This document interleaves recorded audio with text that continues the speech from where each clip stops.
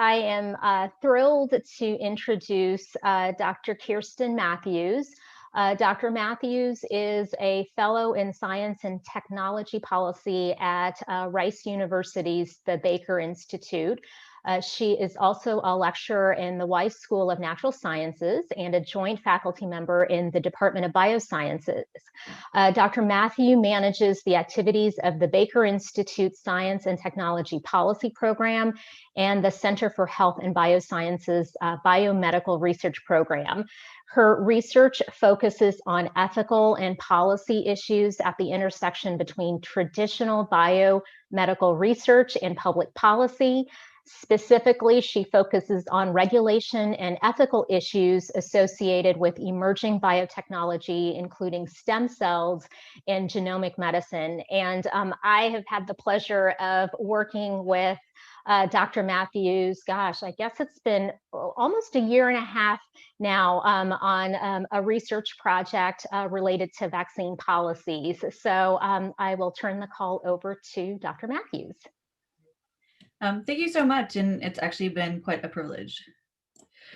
So what I'm going to talk to you about today is a little bit of the data that we've collected over the past several sessions in Texas, and talk about kind of what's going on with our politics. I just wanted to note that this was actually sponsored, this work was sponsored by a grant through the Immunization Partnership by the Community Health Center. So what I wanted to focus on, I'm going to talk a little bit about the anti-vaccine movement, and because I think in some of the context, it's going to actually help us understand and figure out how to discuss and have conversations about politics within Texas. Talk about specifically the 2017 legislative session, because I think that was a bit contentious. Link in a little bit of the information on COVID, which is going to probably overlap with a little bit of what Allison was saying, but a slightly different perspective. And then talk really the bulk of the presentation about our recent data, which looked at 10 years of vaccine policy within the state. When you look at vaccine and anti-vaccine advocates, I think one of the biggest means for actually getting communication out within this movement is actually social media. And what I pulled up, because I thought it was an excellent paper that came out in Nature this year, is this, you can see this weird spread over the side. They mapped out actually a lot of the Facebook use and Facebook groups that were talking about vaccine policy. And in green are people that are kind of undecided and hesitant, but in red are those centers that are talking about anti-vaccine, and in blue are the centers that talked pro-vaccine ones, like the Immunization Partnership, which I'm sure has a Facebook group.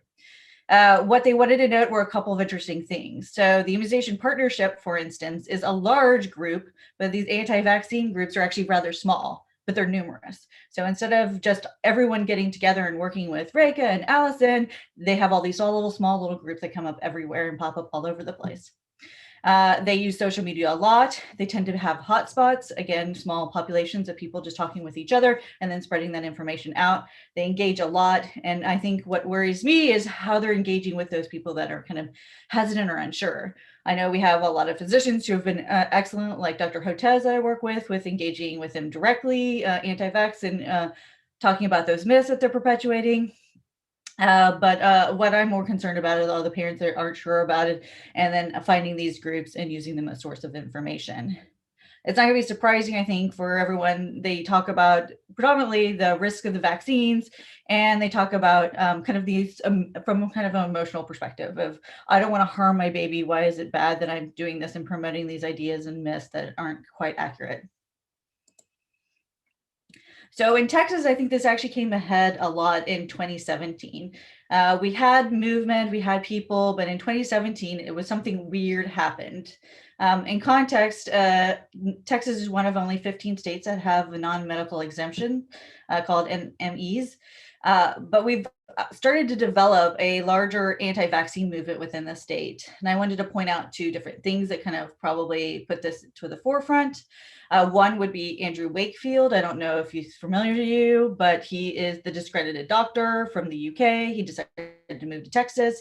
He's the one who promoted that the MMR vaccine caused autism, which we unfortunately spent probably $1 billion proving him wrong and showing later on that actually his data was fraudulent. Then he also helped support a movie called Vaxxed, and that movie itself kind of perpetuated all these myths. Vaccines, a lot of them that they cause autism again, but other diseases perhaps, but that there's a huge government conspiracy that got perpetuated.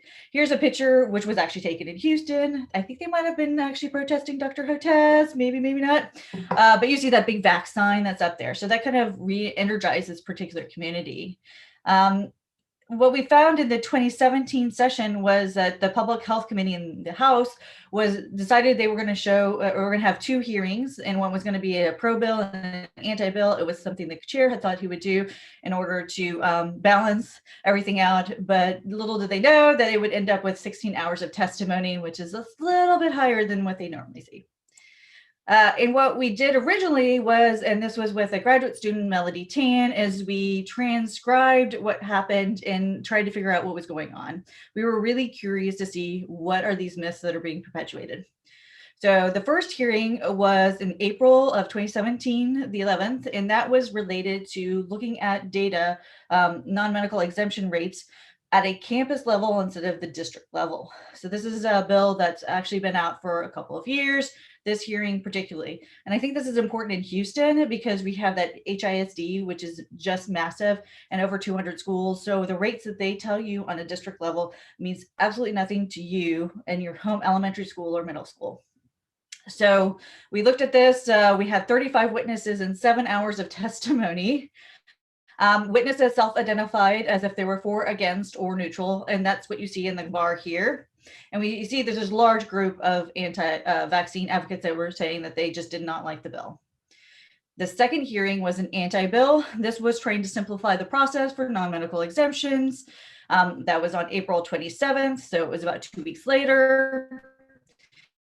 Making the non-medical exemptions easier to obtain and arguably a little bit easier. There was a huge push, and you see there 29 witnesses and 9 hours of testimony. And you see the bar graph, I kind of use the colors differently because the anti ones are against the anti-bill, so those are the people who are for vaccines. You see there's only one person who was for the bill. What ended up happening is that the bill itself, a lot of people who were against vaccines didn't like the bill either because they also didn't like having their stuff identified and having to report to the state that they didn't want a vaccine.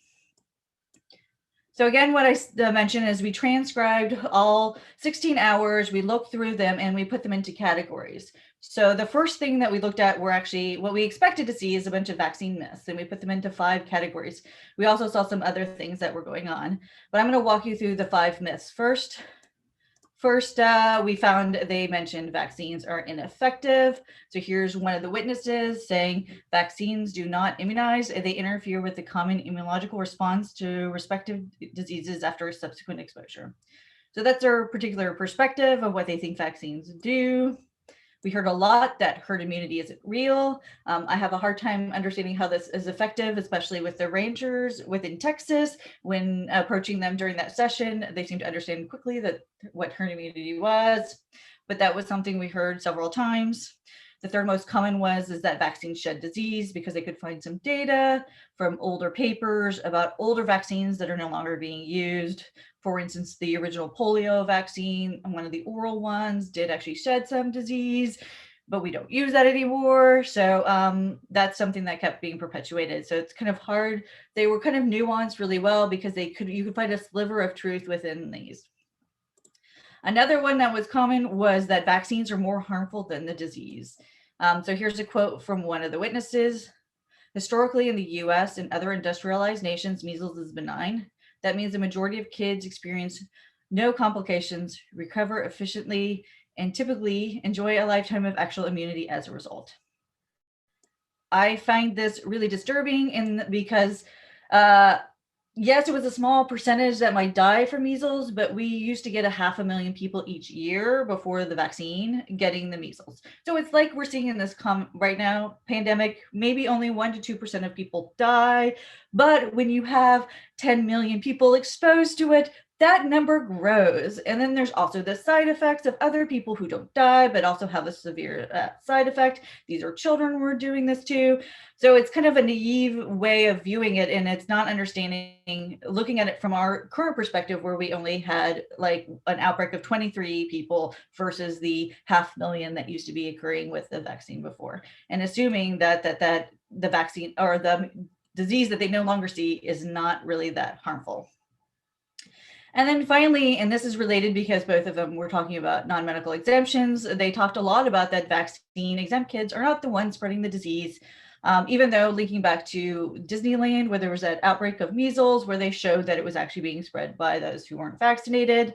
You probably hear this a lot. It's just kind of something that they perpetuate because of the fact that they don't want to actually record themselves, I suppose. But one of the major issues we saw that overarched a lot of the both pro and or the anti for both different sections whenever they came to talk about it was this idea of medical and personal freedom. I have the right to do whatever I want to my body. I have the right to choose not to take a vaccine, and I have the right to choose not to vaccinate my kids. You can't tell me to do something otherwise.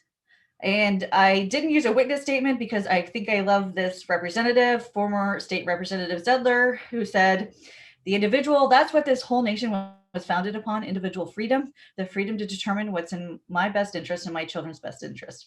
In this country, we don't have Soviet style medicine. In this country, we don't believe in forcing people to do things. He didn't actually call the witness a communist, but he came so close. And I think it was even a pediatrician he was explaining this to. I find it slightly humorous, but also disturbing because he's trying to equate that everything in our life is like a personal choice. You go roll into a stop sign and you just roll right past it. That's my personal choice. You can't force me to stop at the stop sign. And linking this back, and now Allison kind of mentioned these as well, I'm fearful of our future as we look towards these new vaccines that are coming up into market. So we have 2 of them, I think, that are already trying to approach the FDA for emergency use authorization. And then we have another 2 or 3 that are really finishing up their phase 3 trials that we're going to see coming up in the future. But overall, I think data that Allison pointed out, and some of it's listed at the bottom as well, we see that there's a hesitancy about this because there's an over politicalization of this process, unfortunately, which I'm also worried will impact people how they view vaccines in general. So if they see this as being politicized, are they going to worry that the MMR vaccine was approved in a political fashion, which is not the case. I know that there's some issues about how fast it is, and we can talk about in the Q&A, but I think especially in the minority populations, this politicalization, I think, is not just going to impact how well the vaccine itself is going to be distributed and how much we're going to get it out there, but also potentially other vaccines in the future. And so as I approached this next session, Reka and I chatted about what we wanted to do as a research project together, and we really wanted to understand whether or not vaccines have moved from being a public health issue to a partisan issue or a wedge issue. So that's kind of a political term where you talk about an issue that you kind of divide people up into. And the classic one would be abortion, right? What you feel about abortion will kind of wedge into and push you into a one or other political party. Climate change is also notorious for being kind of a wedge issue. And we were worried after the 2017 session that we were this could actually be a wedge issue, and there was something where one party was favoring it versus the other. So we went and approached this issue by looking at, is it a partisan?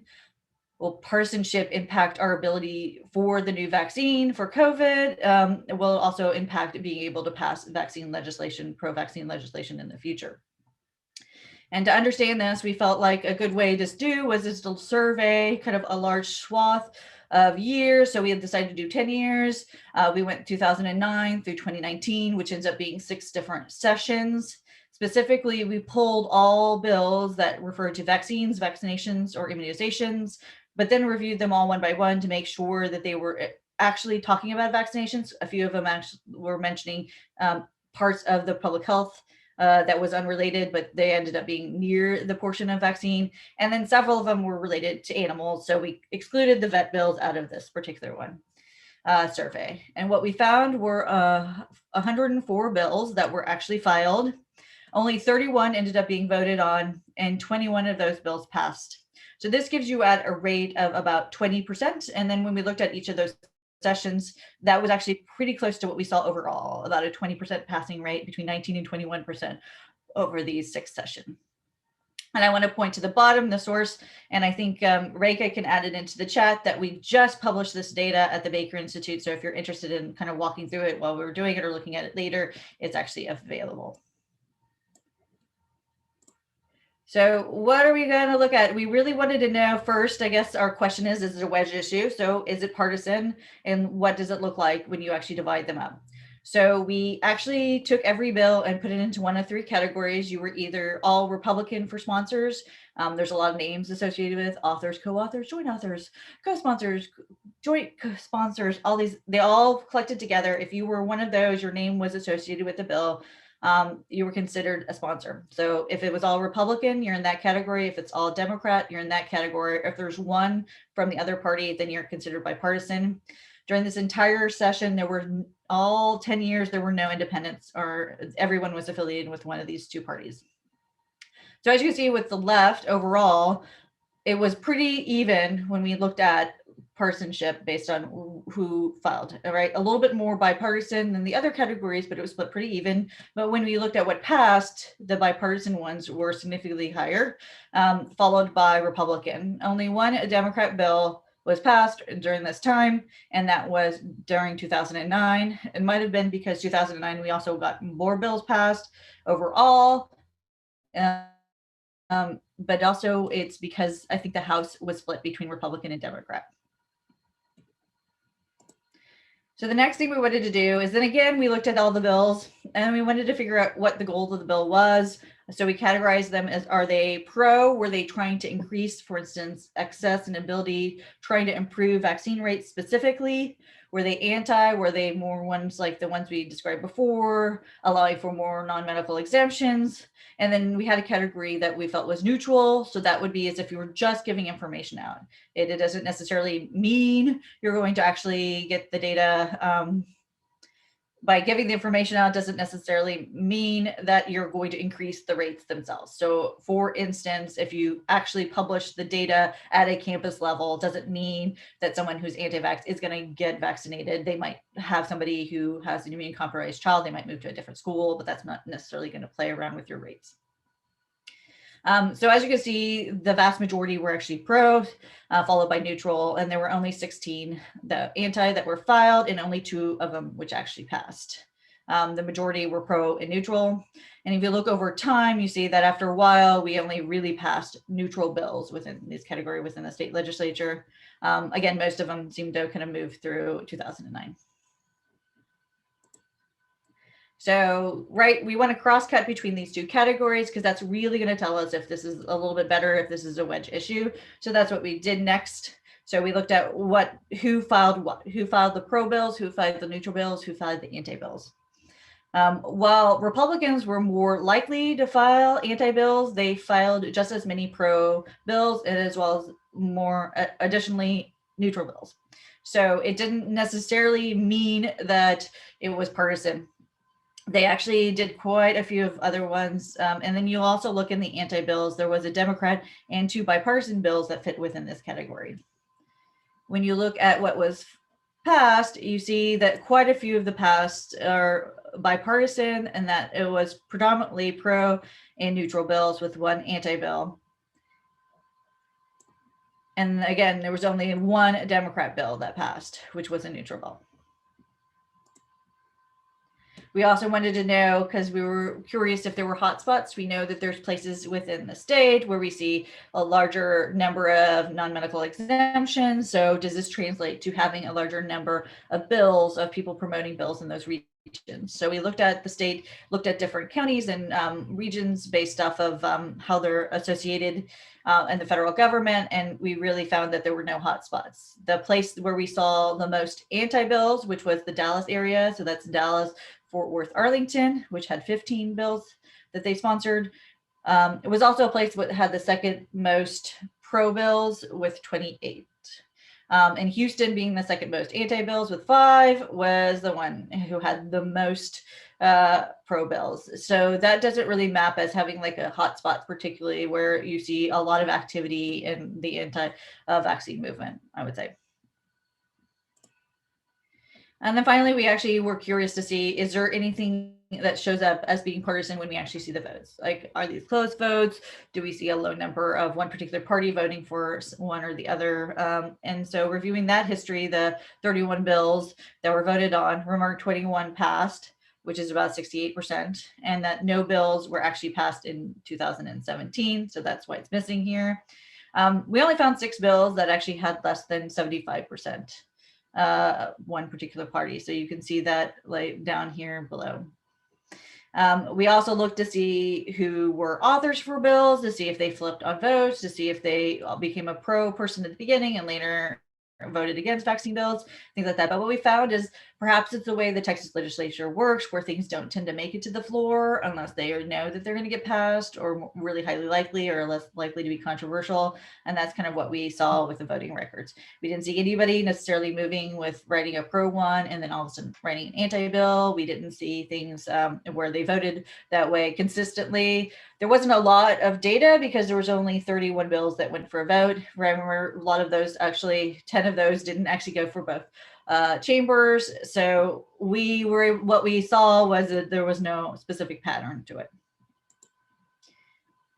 The last thing we were also curious about was another aspect of the goal of the bill, is like, what are they trying to achieve? So we looked through all of them and then placed them into categories. So we had 8 different categories. We found that of those that passed, several of them, 5, were pro bills that were related to availability and access. And that was one of the top categories. The second one was information. 6 bills passed, neutral and 1 pro. So that was just, again, trying to give more data to the population. And then registry, little things of process to help the registry be a little bit better, to give access to the registry, to give the data or people the ability to get into the registry a little easier overall. But other categories like exemptions, we had 2 anti-bills where we're clarifying previously passed exemptions. So one of those bills, the 2 anti-bills that passed, one of them was related to meningitis and the other one was HPV vaccines, both of them having a mandate, and then clarifying it not for school-age children, but for college students to allow it a little bit more access. We saw only 1 bill passed related to a mandate, 1 passed related to a process, 0 based off vaccination rates. That's more, and then 2 of them when we put it in another category. So our overall conclusions really is, despite kind of this aggressive anti-vaccine movement and contentious session in 2017, that overall we saw quite a few bills passed at a pretty decent rate.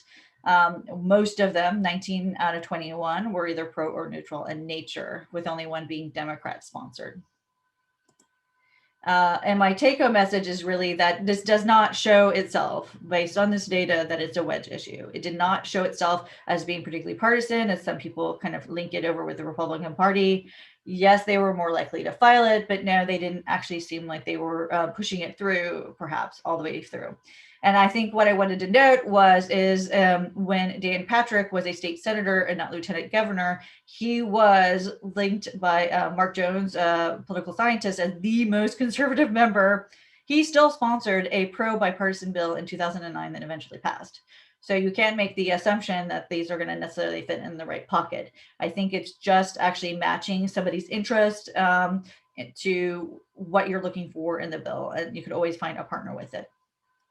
We also felt like bipartisanship was actually more likely to increase your ability to pass bills, a lot of bipartisan work going on there. And I think that's going to be important as we move forward with the COVID policies.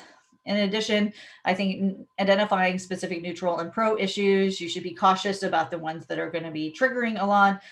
For instance, the exemption bills, which triggered the large anti-vax movement in the 2017 session, versus other ones in the 2019 session that passed were related to increasing access to the medical registry, for instance. I think there's ways of getting incremental policy change and movement without necessarily kind of inflaming the side. Before I kind of finish, I really need to thank everybody who's associated with it. Again, you can find the research on the Baker Institute website, but I have to acknowledge my two co-authors, Sarah and Reka. Sarah is an undergrad at Rice who dug through thousands of bills and I think she practically memorized the 104 that we're doing here, categorizing, subcategorizing. So we could never have done this without Sarah. She's excellent, and she'll be in medical school next year, being a brilliant doctor in the future. Some of the earlier work, I want to acknowledge Melody Tan and Richard Boo, who went through it. Richard had to listen and transcribe all 16 hours of testimony. So I really appreciate his work, and Melody helped actually assemble all of it as well. And then our Baker Institute, Daniel, Kenny, and Neil, who are part of the process as well. And here's my contact information if you're curious and want to chat about this more, social media as well.